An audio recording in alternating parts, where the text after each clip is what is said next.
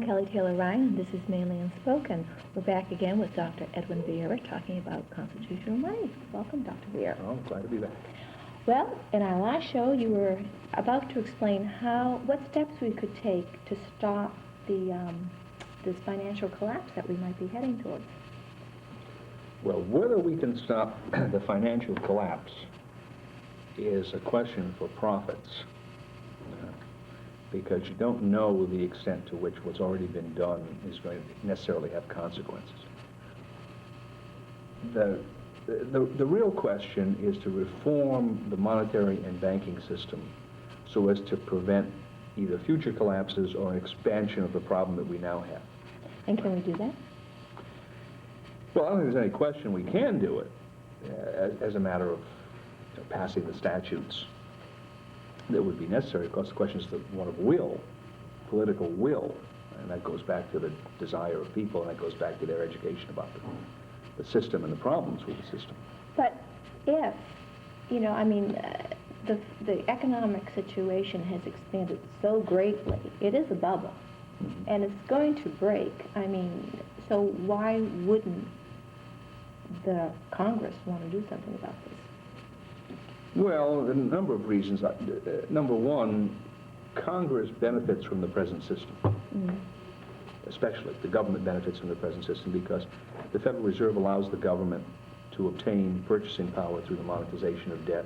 They don't have to go out and ask for new taxes.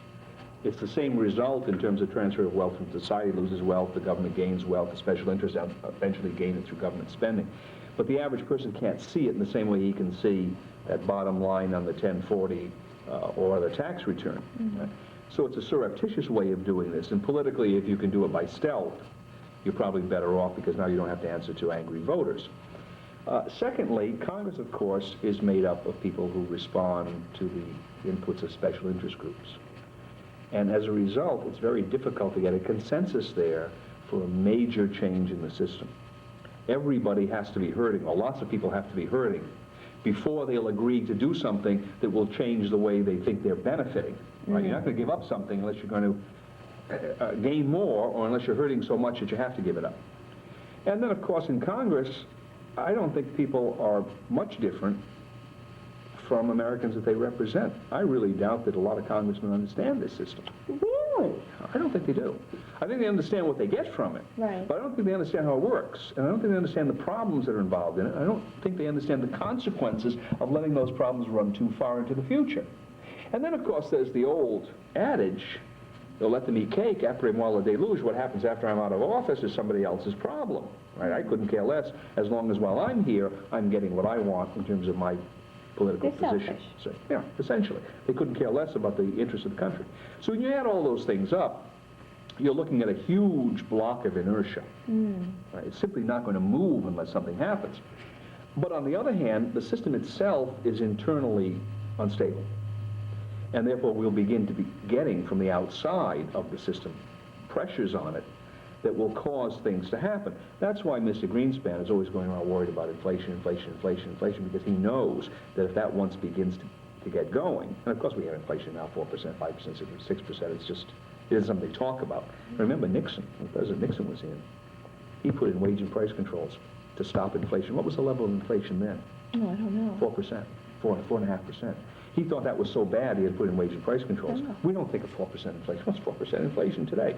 South Americans, 30, 40, 100% inflation. All right? So we have a way to go before we reach that point in which we begin really to become worried. And that's why I would propose that something be done now to begin to modify the system. Now, the difficulty that you have here is you don't want to make things worse in the course of making them better. And how do we do that? Well, you can't come in simply and say, we're going to abolish the Federal Reserve System. I kind of like that idea. Well, a lot of people say that. Let's just abolish the Federal Reserve System. The response is, well, then replace it with what? Can you do it overnight? Everyone out there in the commercial world is dealing with Federal Reserve notes. They're dealing with all these banks that are in the system. They have credit, they have debts, and so forth. You can't simply say tomorrow, turn that key off. But can't you phase it out? Well, there you go. Now, then the question becomes, where does the phasing out occur? Ultimately, the banking system is something that the government should not have its hand in.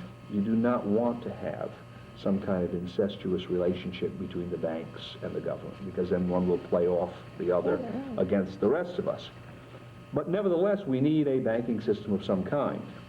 So the ultimate step that has to be taken is the separation of the banking system from the political system, leaving the banking system to function essentially on its own as well as it can within the marketplace. The other side of that coin is, what do we do with the government? Because the government has to have some kind of monetary system, or it has to deal in a certain kind of money for taxes, for spending. There will always be taxes that are legitimate, there will always be spending that's legitimate. But we can't let the politicians decide what that is. Because as soon as the politicians decide what that money is, then they can begin to play these games of hidden taxation, and eventually they'll be back in league with the banks, because that's the most effective way of playing that kind of a game. And of course, that brings us back to the Founding Fathers. That's the reason the Founding Fathers put the gold and silver system in the Constitution, was to tell the government what it had to use and to fix that for the government, and to allow it to be changed only how? By an amendment. By an amendment, right. By getting 3/4 of the states, and of course all the people in those states, to agree that that kind of a change should be made. And I'll tell you, if you put the government back in the gold and silver system today, you will never get 3/4 of the people to go back on this paper system. Oh, no, no. Because why? Well, one of the things that will immediately happen is you'll have absolute control over the level of taxation. Nothing will come in and out of Congress that doesn't come through the gold and silver mechanism. The other side of this coin is, you're not going to have ups and downs in the money supply, because what's the source of gold and silver coinage? Labor. Yeah, labor. Labor and capital. So if I'm going to increase, say I have a silver mine, and I'm going to increase the amount of silver production because I think somehow this is going to benefit me, I'll have more silver coins. What do I have to do? I have to increase the capital that's in that mine, and I have to increase the workers, and they don't work for nothing. All right? So I have to come up with more real capital. Now, where am I going to get that capital? Well, maybe I've saved it, maybe I'm going to borrow it, what have you. But I'm not going to put capital into that mine if I can use that money in some other business that will give me a greater return. Because I'm a businessman. I'm interested not in making money per se, I'm interested in making money. You understand what I mean? I'm interested in making profit. So the gold and silver miner is not going to increase capital, or he's not going to lure investors in there, unless that is more profitable than other uses of their money. And that will be more profitable only if the marketplace wants more money. Okay? So the marketplace is in control of the money supply. And that is the most rational system. Just as we want the marketplace in control of bread, in control of cars, in control of houses, you certainly don't want to have a federal bread board. We'd all be starving. You don't want to have a federal housing board. We'd all be living in tents. So how do we get the market in control of the system? Well, you get the market in control of the system two ways. First, you get the government out of control of the system by constitutionalizing the money supply.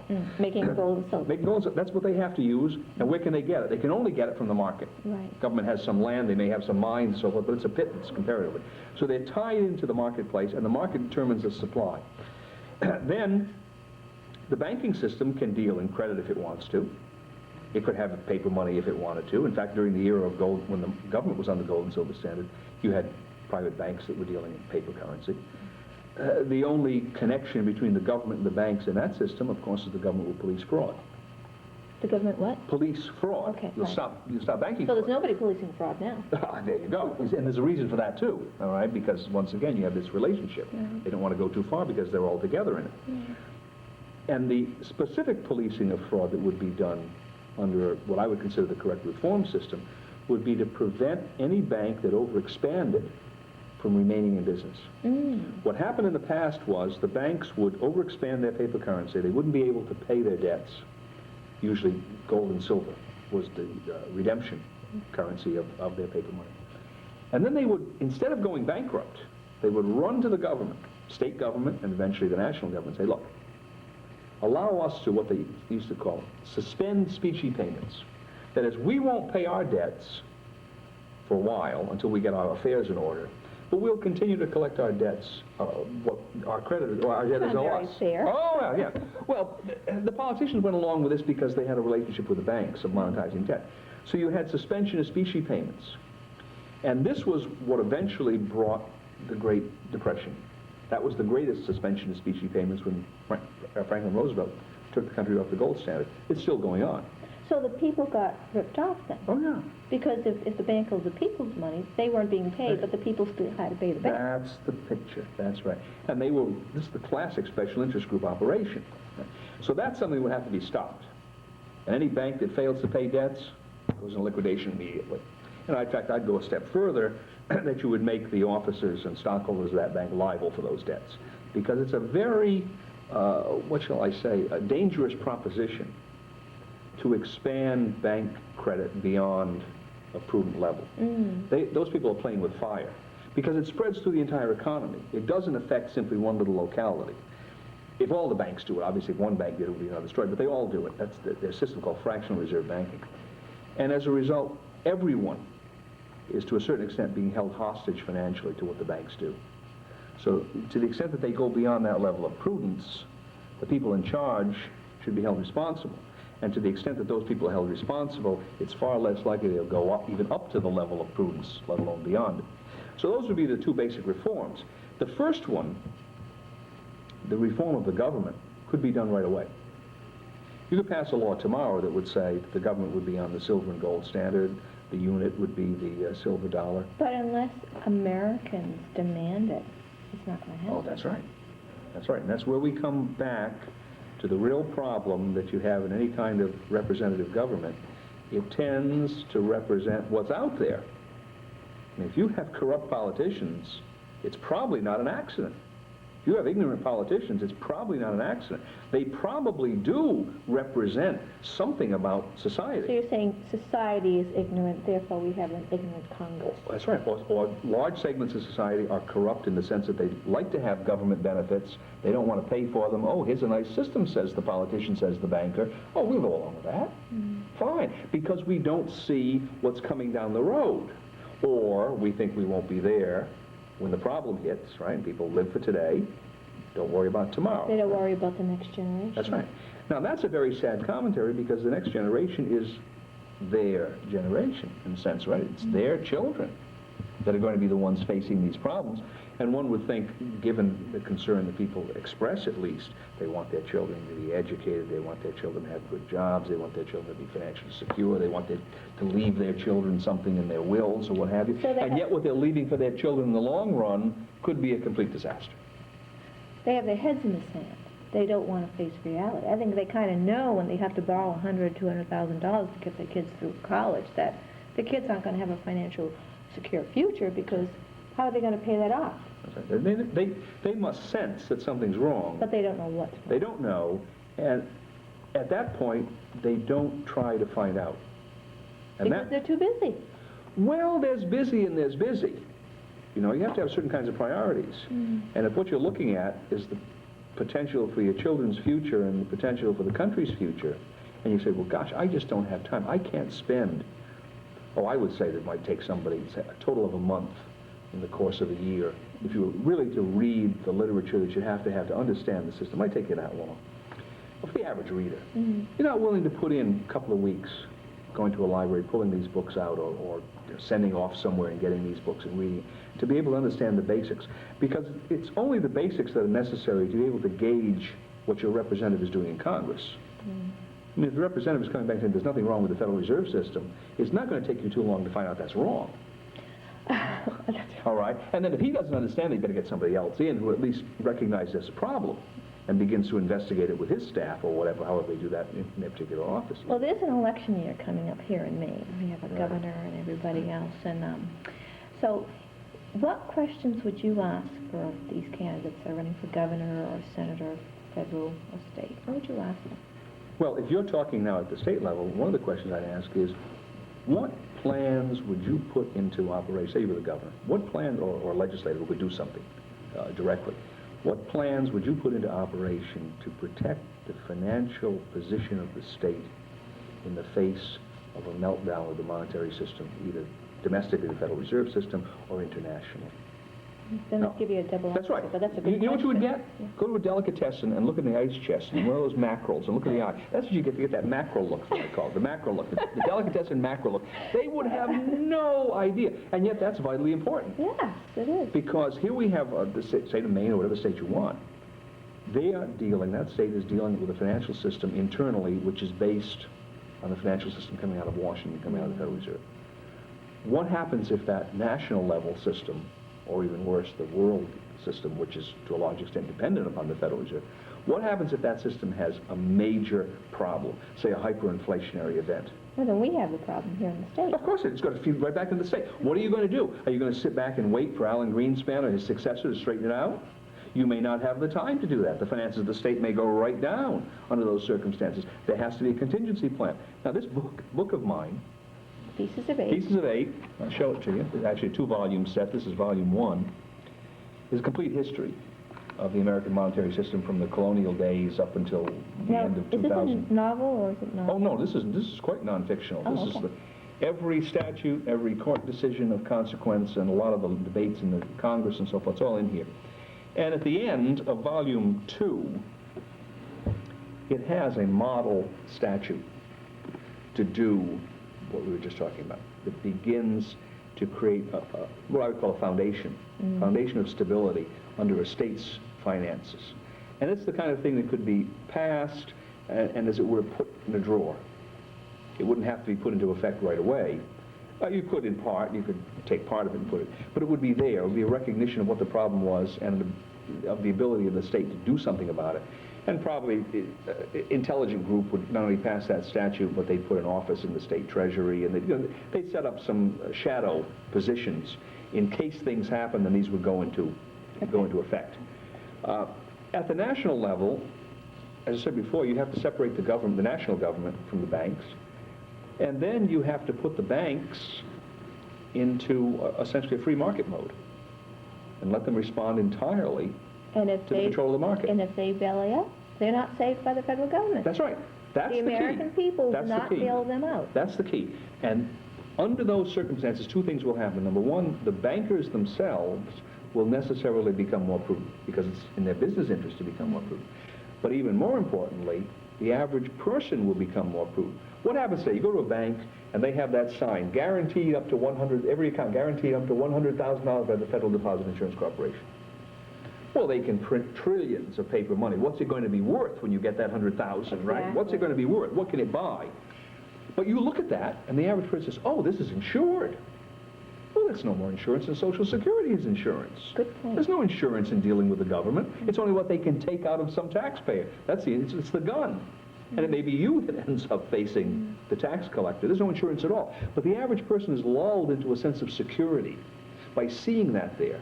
If that weren't there, and he knew that that bank was only as secure as the competence and good faith of its officers, you think he'd be careful about choosing which bank he used? Oh, yes. That's right. And you would have absolute market control. In the same way, people go shopping for cars. I hope they don't listen to the ads that come on TV, right? They go and they look at the car very carefully. They read Car and Driver magazine or whatever it is, the Consumer Reports. They get all that information before they sink that money into a car. Well, a car is a very small-scale thing in terms of total social concern. The banking system affects everyone. It affects all sorts of business. It affects people's savings. It affects how their families are going to do in the future. That's something that I should think people would be far more concerned with than their next Toyota or their next Honda or whatever it is that they're buying. Do you go to the public schools and talk to the teachers? Well, actually, I wish that they would ask me to do that. I've been to some private schools.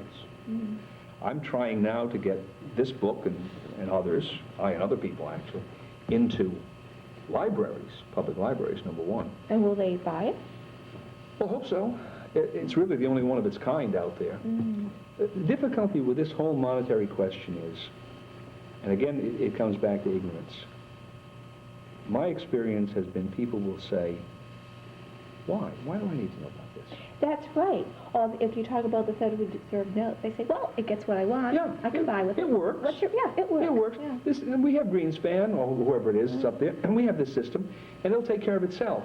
That's because they have not lived in the 1930s, and that's because the inflationary levels in this country, what was the highest it was under Carter? Probably about 12%. Wow. Now, they were screaming in those days, right? 17%, they were screaming, but they weren't screaming enough to ask the important questions, and it didn't last long enough to put the pressure on them to ask the important questions. And so the first problem that I always run up against is more or less apathy. I don't care. I don't need to know this, right? Need to know this. And as you say, the money works. Now. Well, that's right. Yeah. And it doesn't. If you look back, what could a dollar buy you in the 70s, in the 60s, in the 50s? A heck of a lot more. A heck of a lot more. The purchasing power of the dollar has gone down by 90% since World War II. And I bet our salaries haven't gone up. No. People's incomes, purchasing power, income has not gone up by that level. So if you say, has it worked? It hasn't worked very well. Now, number two, the bigger picture, we've created these bubble situations, huge financial bubbles, not only domestically but internationally. Those things are time bombs. It hasn't worked very well there. In terms of the ability of the government to use the system to transfer wealth without direct taxation, it hasn't worked very well there. Or for them it's worked very well, but it hasn't worked very well for the average American. So if you add up all of those elements, or what shall we say, all those indications of how well it has worked, my answer would be it hasn't worked well at all. Now, the only reason that people don't realize that is because they don't think about it. They don't understand the mechanism, and they don't understand the consequences of the working of that mechanism. So the first step is to get that kind of information. But you see, it's a vicious circle. Themselves educated. Yeah, but it's a vicious circle, because with the apathy, people don't want to be educated. It has to be gotten in at, I think, at a lower level. And you say the public schools, or any schools. If this were the kind of thing that were brought up, I would say they could learn this in junior high school. Oh, definitely. I don't think it's that complicated. Many people think of the bank as smaller. It's too hard for me to understand money, too hard for me to understand. Wrong. But they want it to be that way, kind of like law. The average lawyer, I know you're a lawyer, I'm sorry, but I think the average lawyer doesn't want people to understand law. They want it to be too complicated. That's right. Or they want people to think it's too complicated, because, of course, that's how they earn their money. Yeah. So if you can do it for yourself, why are you going to come in and pay a lawyer $100 an hour, $100 an hour, $300 an hour for getting in Washington? I mean, it's fantastic. Now, of course, the bankers, it's another story. Bankers and the politicians, it's another story. They don't want you to know, because the more you know, the more you're going to dislike what they're doing. Exactly. You see, it's a political thing that they have going on there. But I think the average person is really simply a matter of apathy. They don't see the consequences to themselves of not knowing. And then, of course, beyond that, there's a certain element of fear.